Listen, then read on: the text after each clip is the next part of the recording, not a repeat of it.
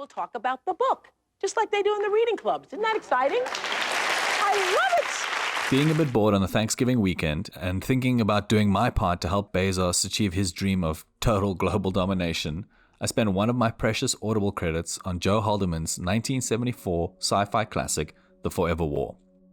Before getting into why I like this book, here's a brief and sufficiently vague overview of the story. I would say there's very few spoilers ahead. Set in the distant future of 1997, the book was, after all, written in 72 and published in 74, humanity has discovered a means of traveling across the galaxy in the blink of an eye.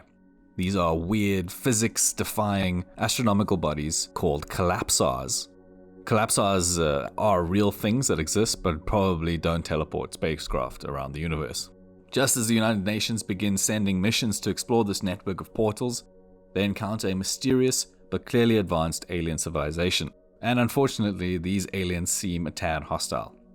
Rushing to protect the Earth from these enigmatic aliens and to ensure safe passage to the resources of countless new worlds, the UN embarks on a war to secure the collapsars and eliminate any alien presence they find.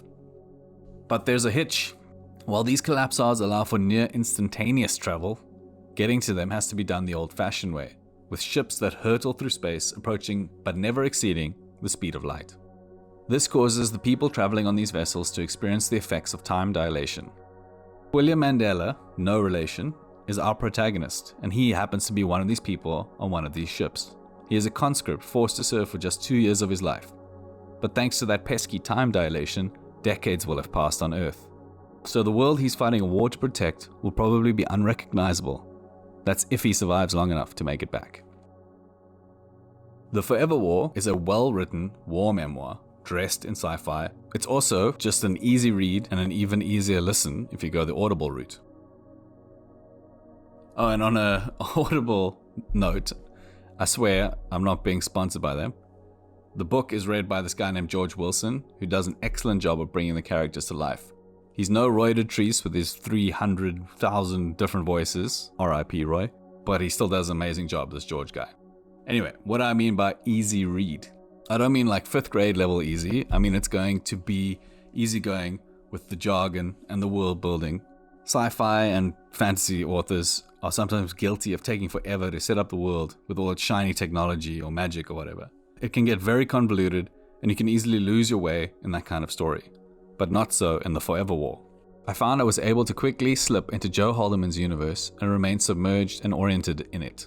I think this is principally because of the first-person narration. When we first meet William Mandella, no relation, he's a young man recently drafted into the military, and he's undergoing basic training.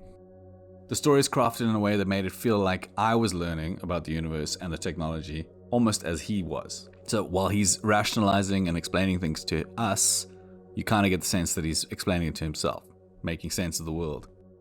And I think that helps us remain grounded and invested in the story. Also, the sci-fi doesn't get like too overwhelming because we're experiencing it all at the very personal level of an infantryman on the front line. So we're not getting bogged down in fantasy and background and sci-fi. A narrator is just a grunt trying to piece things together for himself. But he can't spend too much time dwelling on things, as he also has to get on with the job of staying alive in a war.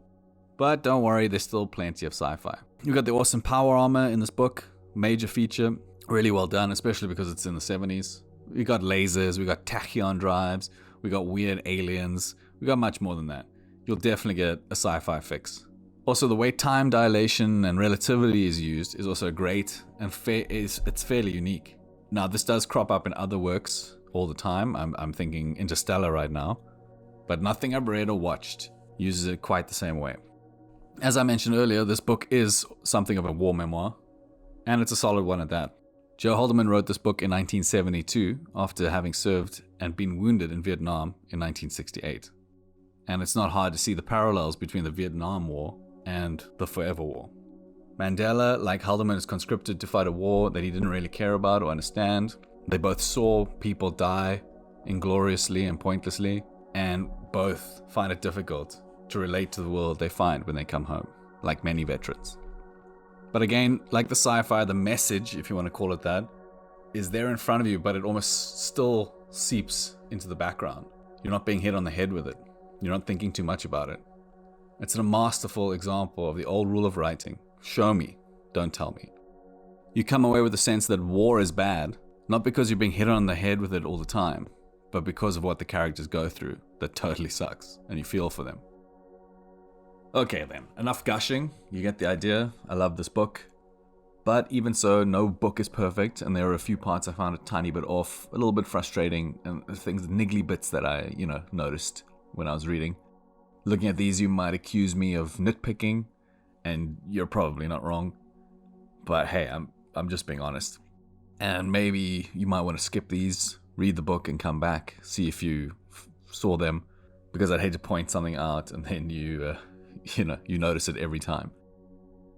Haldeman did a good job of not getting too specific about the technology, and this has allowed the book to age pretty well. But some of the future tech is naturally different and less developed than what we have today, and some of it is obviously way more developed. It's not that big of a deal, as the sci-fi is not really the key story element, and it's interesting to see the things that Haldeman did actually get right. But there's still a few moments where I caught myself thinking, why doesn't he just use a cell phone or Google that shit? And that came kind of close to pulling me out of the story. In these cases, I find it's best to just go with, saying to yourself, this is a parallel universe, and reminding yourself to stop being such a jerk. Now, the book was written before he became an icon, and the name has a completely different origin, but it took me about half the book to stop picturing anti-apartheid hero Nelson Mandela in the power armor wasting aliens. So that didn't exactly help with, submerging me, my willing suspension of disbelief. All that. In the Forever War, men and women serve together in elite combat units. Now don't get me wrong, it's not the women being in the unit that I have a problem with. I have, after all, watched G.I. Jane twice. And it's not the way the sex is handled, it's the regulations around the sex. The rules surrounding it seem very weird and unlikely to foster unit cohesion, even though it appears to be their purpose. Again, it's not a huge deal, but it did raise a lot of questions. And I guess maybe that's the point. But yeah, I just found myself like, what is even happening? Small spoiler incoming, so if you want to avoid it, skip ahead to the time being displayed now. So as the centuries pass and the war drags on, human civilization changes dramatically, as we would expect. Without going into too many details and actually giving a spoiler, Mandela, no relation, is a heterosexual, and he ends up in a unit that is comprised entirely of homosexuals. Now again, I didn't mind this. I didn't think it was too weird, and in fact the whole world being gay isn't close to being the most dramatic change to society in this period in this book. And in many ways in the story, it seems relatively logical. Economic and social pressures over centuries drove people to pursue same-sex partnerships, and eventually the government enforced it as law. And from a narrative point of view, I'm assuming it's all about illustrating how the norm in a society can over time shift 180 degrees. Some of the things I found a bit maybe iffy, if I was being sensitive. There are some LGBTQ stereotypes in the work itself and in the way it's read by George Wilson that might trigger some people, maybe, I don't know. But overall, I think it's pretty well done, and I think it flies in the right direction and makes its point. So I guess I'm just mentioning it because you, dear watcher, might have a different view, in a different position, a different life experience, and I thought you should have a heads up.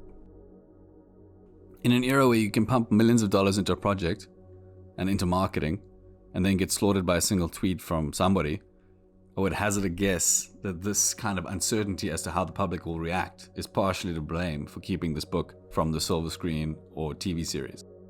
I feel like it gets a bit thin toward the end and could have done with a few more details as to exactly what's going on in the war. Not going to spoil it, but yeah, I suspect that's a deliberate thing on Haldeman's part, but if I had to choose my least favorite part of it, I would say it's the way the book ended, and I wish I knew a lot more than I did. So those were the things that I had a few issues with, or the problem areas. But yeah, look, I told you these were minor issues, come on. The Forever War is just a great story and a solid bit of sci-fi. It kept me curious and engaged and entertained throughout, and what more can you ask from a book? The Forever War by Joe Haldeman gets a solid 4.5 out of 5. I totally agree that it's one of the best sci-fi books out there, and I think it needs a lot more exposure than it's getting.